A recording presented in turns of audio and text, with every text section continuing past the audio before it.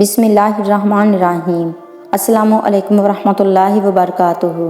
Video start کرنے سے پہلے میں آپ سب کا بے حد شکریہ ادا کرنا چاہوں گی کہ آپ نے مجھے سپورٹ کیا، میری ویڈیوز کو پسند کیا، تو مجھے بے حد خوشی ہوتی ہے کہ میں آپ کو بتا نہیں سکتی۔ یقین کریں کہ میں اللہ تعالیٰ سے آپ سبھی سننے والوں کے لیے دعا کرتی ہوں۔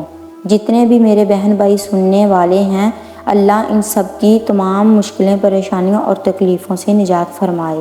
دیکھیے، جب انسان اللہ سے دور ہونے لگتا ہے تو اس کی روح کمزور ہونے لگتی ہے، تو پھر انسان کو یہ سمجھ نہیں آتا کہ وہ ان مسائل سے کیسے نکلے گا۔ اور ہم سب لوگ دنیاوی معاملات میں اتنا بڑھ چکے ہیں اور ہمیں یہ سمجھ نہیں آتا کہ ان سب سے کیسے نکلیں، لیکن ہمارے پاس تو قرآن پاک جیسی کتاب موجود ہے، تو ہمارے لیے پریشانی، ٹینشن، ڈپریشن جیسا سوال ہی پیدا نہیں ہونا چاہیے۔ لیکن افسوس کی بات تو یہ ہے کہ ہم مسلمان بھی بچہ آج ڈپریشن میں ہے، کیونکہ جب انسان کو اللہ کے بارے میں علم نہ ہو، اس کی طاقت کے بارے میں علم نہ ہو، اور کوئی انسان اتنی بری طرح سے شکست کھا چکا ہے، ٹوٹ چکا ہے، اور پھر شیطان یہ وسوسے ڈالے کہ اب تو تمہاری لائف بالکل خالی ہو چکی ہے، اب تو کچھ ہو ہی نہیں سکتا ہے، اور پھر لوگ بھی یہ کہنے لگتے ہیں اب تو کچھ ہو ہی نہیں سکتا، زندگی خراب ہو چکی ہے، کچھ نہیں ہونا میرا۔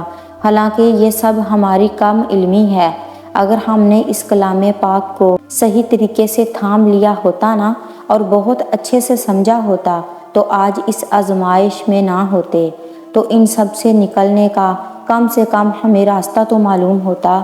تو یہ بھی کوشش کیا کریں، ان ویڈیوز کا آپ کو یا آپ کے ارد گرد کوئی ضرورت مند نظر آئے تو آپ انہیں یہ ویڈیو ضرور شیئر کیا کریں۔ آپ لوگوں کے حصے میں یہ نیکی آتی ہے تو اس نیک کام میں آگے بڑھیں۔ کیا پتہ آپ کے ایک شیئر سے کسی کی زندگی پلٹ جائے، کسی کو کتنی موٹیویشن مل جائے، کون اللہ کے قریب آ جائے۔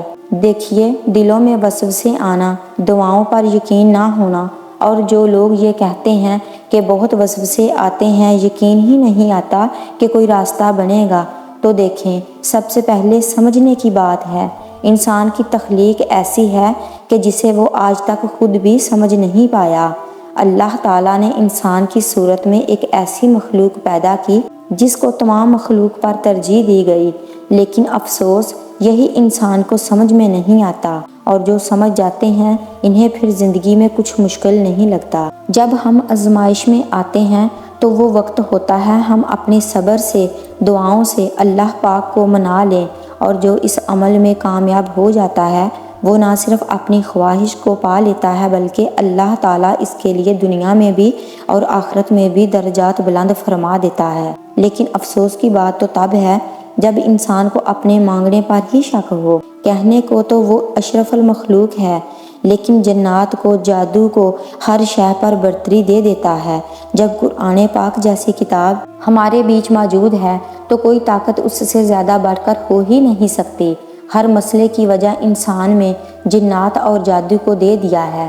وہ یہ سمجھنے کو تیار نہیں ہے کہ اللہ پاک نے اس کے اندر کیا کیا طاقتیں پوشیدہ رکھی ہوتی ہیں، جو کہ آپ کو وقت میں ہی حاصل ہوتی ہیں، جو اللہ کا بتایا ہوا طریقہ ہے۔ جو لوگ اپنے دماغ پر جنات اور جادو ٹونے کو حاوی کر لیتے ہیں تو وہ اس مشکل میں اور زیادہ پھنستے چلے جاتے ہیں۔ انسان کا دماغ اسی طرح کام کرنا شروع کر دیتا ہے۔ اگر آپ یہی سوچتے رہیں گے کہ یہ سب جو ہو رہا ہے جادو ٹونے کی وجہ سے، تو حالات بھی ویسے ہی ہونے لگیں گے، تو آپ کی سوچ بھی بگڑنے لگے گی۔ لیکن اگر آپ پازیٹیو سوچیں گے تو آپ کے ساتھ اچھا ہوگا۔ وسوسہ ہو، نا امیدی ہو، تہجد بھی پڑھتے ہو، نمازیں بھی ادا کرتے ہو، لیکن اس کے ساتھ ہی یہ وسوسے اور شکوے بھی ہوتے ہیں کہ جو مانگ رہے ہیں وہ نہیں مل رہا یا مل نہیں سکتا۔ اور کچھ لوگ تو اس مقام تک آ جاتے ہیں، یہ گلہ کرنے بیٹھ جاتے ہیں کہ اللہ تو سب کی سنتا ہے، بس میری ہی نہیں سن رہا۔ یہ سب کم علمی ہے، اپنی طرف سے اللہ کے بارے میں اندازے ہیں۔ اگر اللہ کو جاننا ہے تو قرآن پاک کو سمجھنا ہوگا، رسول اللہ صلی اللہ علیہ وآلہ وسلم کی زندگی کو سمجھنا ہوگا، نبیوں اور پیغمبروں کی زندگیوں کو سمجھنا ہوگا۔ وہ کیا کرتے تھے، کیسے مانگتے تھے، کتنے وقت تک مانگتے تھے اور صبر سے انتظار کتنا کرتے تھے۔ ان کی سیرت میں آپ کو کہیں سے بھی یہ نہیں ملے گا دعا میں انہوں نے یہ شک کیا ہو کہ اللہ کی مدد نہیں آئے گی۔ اللہ پر ایمان لانے کی پہلی شرط ہی یقین ہے۔ جب ہم ایمان لاتے ہیں تو پھر اس دنیا میں ہمارے امتحان شروع ہو جاتے ہیں۔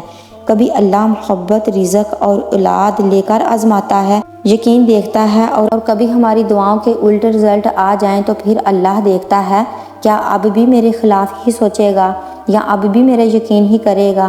پہلے سے بھی خود کو یہ بات سمجھا لیں کہ کچھ بھی ہو جائے میں نے اللہ کو نہیں چھوڑنا، کتنا بھی برا وقت کیوں نہ آ جائے، فیصلہ آپ کی مرضی کے خلاف ہی کیوں نہ آ جائے، بس یہ یاد رکھنا ہے کہ میرا رب مجھے کسی بھی طرح سے آزما رہا ہے، میرے یقین اور صبر کا امتحان لے رہا ہے۔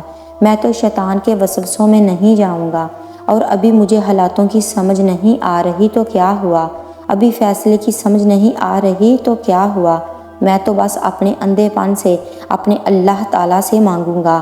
میں تو اللہ کے گھر کا بیکاری ہوں، جانتا ہوں کہ کوئی بھی اتنی طاقت نہیں رکھتا جو میرا معاملہ حل کر پائے، تو بہتر ہے اللہ کو مناؤں۔ یہ سوچ رکھنی چاہیے کہ جب اللہ امتحان لے رہا ہے، یقین اور صبر کا مظاہرہ کر کے اسے راضی کرنے کی کوشش کریں۔ لیکن اکثر لوگ دعائیں مانگ کر اور دعاؤں کے پورا نہ ہونے پر اپنا یقین کھونے لگتے ہیں اور لوگوں سے پوچھنے لگتے ہیں کہ یہ تکلیف کب ختم ہوگی اور میری دعا کب قبول ہوگی، اور اللہ میری مدد کیوں نہیں کر رہا، کیا اللہ سن رہا ہے مجھے؟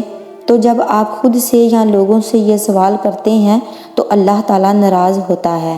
ایسی باتیں منہ سے نکالنے پر کہ ایسے سوال سے آپ اس ذات پر شک کر رہے ہیں، اس کی توہین کر رہے ہیں۔ وہ لوگ جو مایوس اور نا امید ہو چکے ہیں، آپ خود سوچیں، سمجھنے کو بس ایک یہی اشارہ ہی کافی ہے کہ آپ اپنی زندگی کے ایسے بے بسی کے مقام پر ہیں کہ کہیں سے بھی مدد کی کوئی امید نہیں ہے۔ آخر کوئی تو وجہ ہے اس مقام پر آنے کی، کچھ تو وہ اللہ ہے، اتنا زیادہ دیتا ہے، بس آپ اپنے وسوسوں میں آ کر اپنی دعاؤں کو ضائع بھی کر رہے ہیں۔ جب قرآن پاک جیسی کتاب ہمارے پاس موجود ہے تو ادھر ادھر بھٹکنے کی ضرورت ہی کیا ہے، بس اندھے پن سے اس پر یقین رکھیں۔ اس نے کہہ دیا ہے کہ میں پکارنے والے کی پکار کو سنتا ہوں، تو مطلب سننا ہے اللہ، تو آپ کو وسوسوں میں پڑنے کی اور لوگوں سے پوچھنے کی ضرورت ہی نہیں ہے۔ کمی ہم میں ہی ہوتی ہے، ہم ہار مان جاتے ہیں، اللہ سے امید کھو دیتے ہیں کہ اب میرے لیے بھی کوئی معجزہ ہوگا یا مجھے بھی خوشیاں عطا ہوں گی۔ سب سے بڑی غلطی انسان یہ کرتا ہے کہ جو مانگ رہا ہے وہ اسی وقت نہ ملنے پر ہمت ہار کر امید کھو دیتا ہے۔ ہم اپنے ہی اندازے قائم کر لیتے ہیں کہ جو مانگا وہ تو دیا ہی نہیں اللہ نے، تو اب کیا فائدہ کچھ مانگنے کا۔ تو آپ کو کیا معلوم کہ اللہ تعالیٰ دعاؤں کا جواب کس شکل میں دیتا ہے، کس شکل میں اس خوشی کو پورا کرے گا۔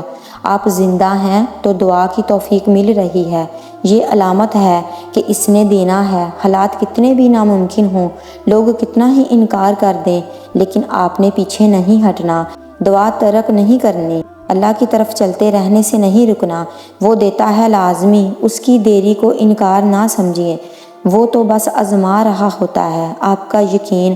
وہ تڑپتے دل کو اکیلا نہیں چھوڑتا، وہ بھی تو آپ کو عبادت کی توفیق دے رہا ہے، تہجد پڑھنے کی توفیق دے رہا ہے آپ کو۔ تو آپ مایوسی کے اندھیرے میں جا کر اپنی ان نمازوں اور عبادتوں کو ضائع مت کریں۔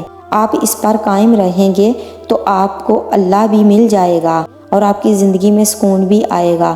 قرآن پاک کو اور نماز کو اور صبر کو تھام لیں۔ وقت چاہے کیسا ہی گزر رہا ہے، جو بھی ہو رہا ہے بس آپ چلتے رہیں، جو راستہ آپ کو دین نے بتایا ہے یا سکھایا ہے اس پر چلتے جائیں اور رزلٹ اللہ پاک پر چھوڑ دیں۔ آپ کا کام بس کوشش کرنا ہے، وسیلے اور اسباب کیسے بنیں گے اور حالات کیسے بدلیں گے یہ اللہ پاک پر چھوڑ دیں، یہ اللہ ہی کرے گا۔ اور کوشش کیا کریں کہ اگر اپنے ایمان کو مضبوط اور تازہ رکھنا چاہتے ہیں تو اللہ والوں کی باتیں سنا کریں، قرآن کو ترجمے سے پڑھا کریں، ان لوگوں کی صحبت کو اپنائیں جو اللہ کا یقین دلاتے ہیں آپ کو۔ اور اگر آپ نیگیٹو لوگوں میں بیٹھیں گے تو پھر ان کی صحبت آپ کو مایوسی کی طرف ہی لے کر جائے گی۔ دیکھیے انسان کی عقل محدود ہے، اور جو نیگیٹو انسان ہوتا ہے نا وہ حالات کو دیکھ کر ہی بات کرتا ہے۔ کسی بھی انسان کے پاس فیوچر کا علم نہیں ہوتا، یہ اختیار تو اللہ تعالیٰ نے کسی کو دیا ہی نہیں ہے۔ غیب کا علم تو صرف اللہ ہی کو ہے۔ پھر آپ ان لوگوں کی باتوں سے کیسے مایوس ہو جاتے ہیں کہ جنہیں کچھ پتہ ہی نہیں ہے؟ آپ اپنا ایمان اس چیز پر مضبوط رکھیں کہ اللہ کا ساتھ ہے آپ کو، اور اللہ جب چاہے جسے چاہے حالاتوں کو کبھی بھی موڑ سکتا ہے۔ اپنی زبان سے مایوسی کے الفاظ نکالنے سے پہلے یہی وہ چیزیں ہیں جو معجزوں کو روکتی ہیں۔ خود کو گناہوں سے بھی بچا کر رکھیں۔ اللہ تعالیٰ سے یہ دعا ہے کہ ہم سبھی کا ایمان مضبوط رکھے اور اس کی راہ پر چلنے والا بنا دے۔ جو بھی دعائیں آپ، میں، ہم سب اللہ سے مانگ رہے ہیں وہ بہتر سے بہترین کر کے ہم سب کو عطا کر دے۔ آمین۔ ہمیں بھی دعا میں یاد رکھیے۔